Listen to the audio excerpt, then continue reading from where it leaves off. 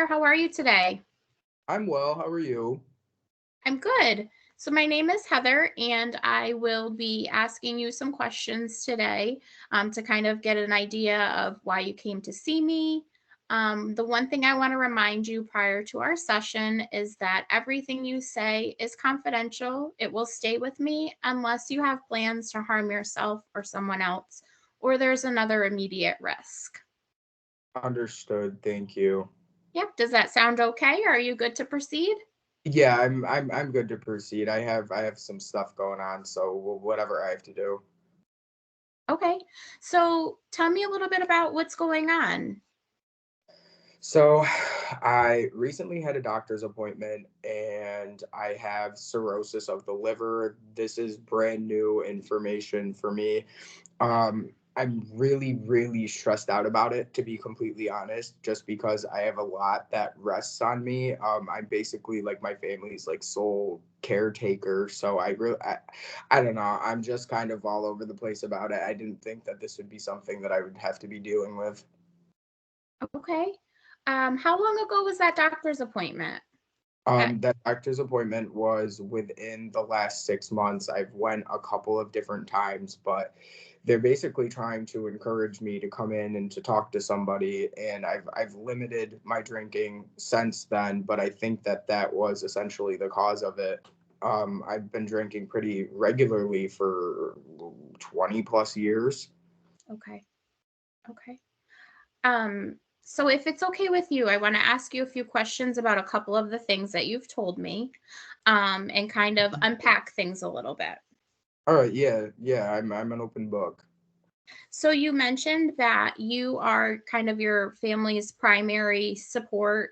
Um, is that through work? Yeah, that's through work. So I'm a construction worker. I've done that since I was 25 and now I'm 55. So it's been quite some time. 30 years.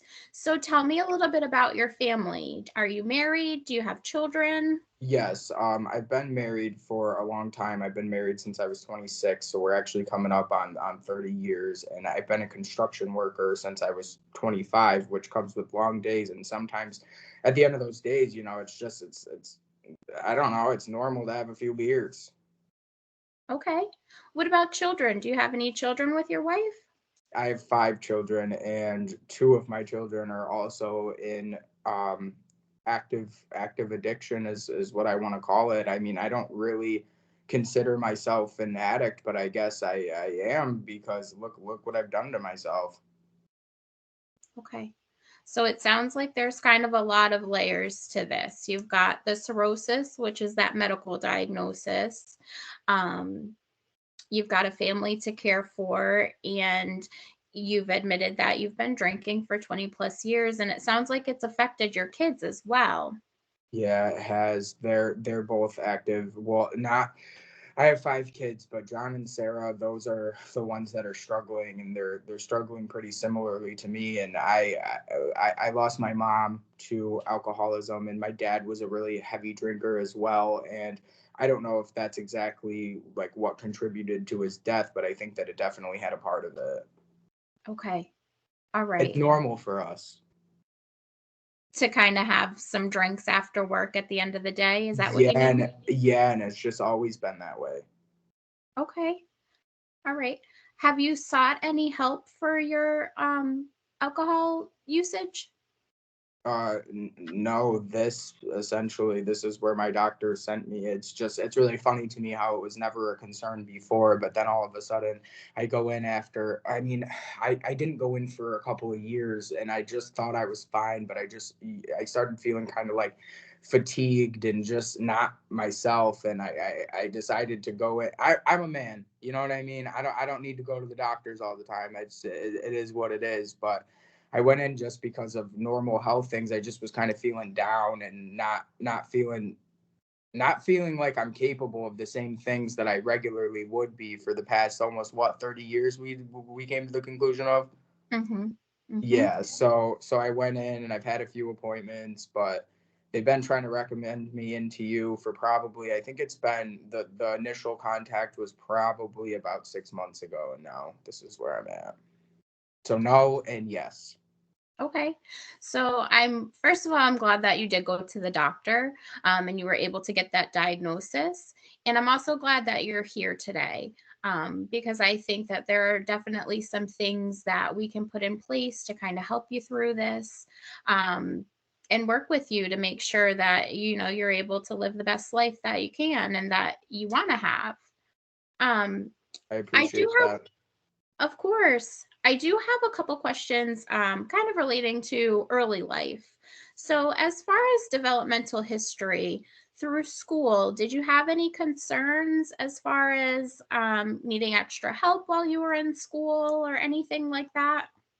I was always like, I would just say like a C student. So it wasn't that I probably could have used a little bit of extra help, but I was one of those people that flew under the radar. I kind of feel like I've been like that my whole life, which is why I'm in this situation now. I flew under the radar for too long, and now here I am, down and out. Okay. Any major illnesses as a child? Um, no, not really major illnesses, more so just kind of like emotional type things. My parents, because of their drinking, had a lot going on, and it was kind of a chaotic type of household, if that makes sense. But nothing with my primary health, more so with theirs. And I mean, if you want to, I don't know, I felt a little sad. Okay. But so did that sadness affect your day-to-day life growing up, or were you still able to kind of go out and do the things that were important to you? I did the things that were important to me, but I don't want to say that it didn't have any effect because there definitely was times where I neglected coming home when I should have because of all that was happening. Okay. Completely understandable. How about any major trauma or life events as you were growing up? I know you mentioned mom and dad were both drinkers, and that kind of led to the chaotic environment. Was there anything significant growing up that you think might have affected you? Well, my dad died when I was 12, and like I said, I don't really know exactly the cause. My mom was more a reserved type of person, but she was our primary caretaker from the time that I was 12, and it basically I have two sisters, and she was responsible for both of them, and I felt that, like most of after my dad died, most of the attention went to them. Okay.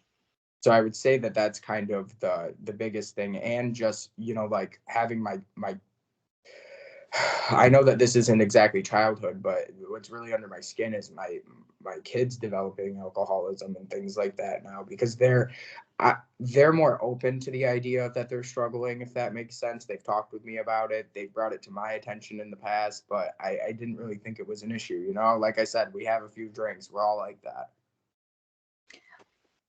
So the fact that your kids are kind of open about it, that gives me some hope that maybe we can even do some family things together as far as working with the three of you to kind of um, get the help that's needed if they're interested in help, just because I they're think they talking would be willing. about it. I Oh, think they great. would be willing. Okay, great. Um, Tell me a little bit about your marriage. So my marriage is good. Honestly, Rita's a wild thing.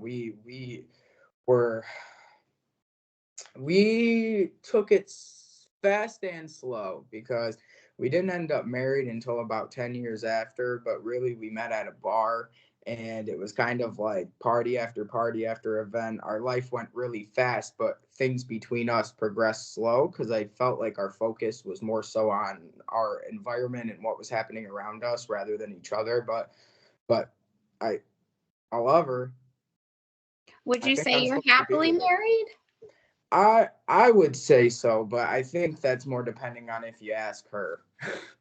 Okay. All right. Um, that's okay.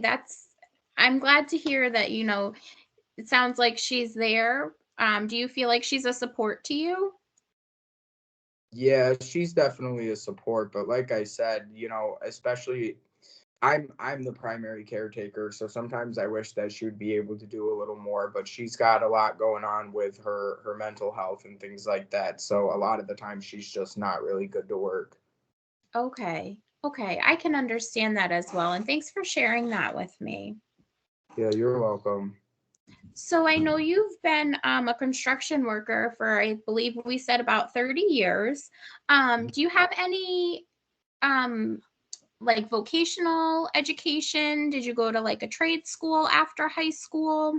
No, it was just training on the job. I was lucky to have made it through high school. Like I said, I was kind of like a C average student that barely made it by. But with construction, I kind of found my niche. I feel like I kind of belong doing that. But now with all this health stuff going on, I'm not really sure how much longer I'm going to be able to be doing that, and that's putting a lot of stress on me too.